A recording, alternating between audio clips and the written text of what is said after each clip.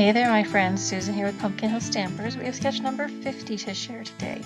Today we're going to be using the inked Botanicals DSP and pairing it with Berry Vanilla.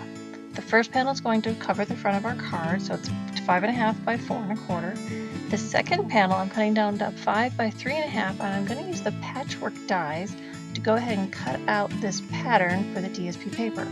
As you can see, the dies cut out those nice separate triangles.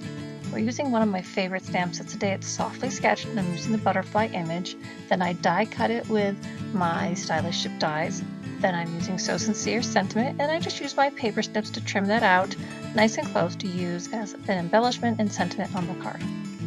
Here are all the parts and pieces we're going to use for today's project, and you can get all the details on my mini tutorials. You just need to subscribe. Use the link below. I always start the cards by folding and creasing the card base and use your bone folder. Then we're going to cover the front of the card with liquid adhesive and adhere that first panel of DSP to cover it all up. Just line up your edges. Then I re-establish the pattern of the patchwork dies. I put these 4 corners on first, then I added the 2 smaller sets of triangles to the middle edges, and then I put the top and bottom triangles in last. And as you can see, I've separated the die to give it all a little bit of spacing between those pieces. Then we added the butterfly with dimensionals, and then I also added the sentiment with dimensionals. And there's the card. So the dies did all the work for us. We just had to keep it all straight and put all the pieces back together.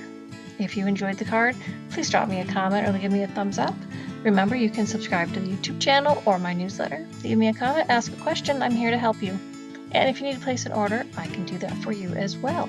So have a great day, do some fun stamping, and I'll stamp again with you real soon.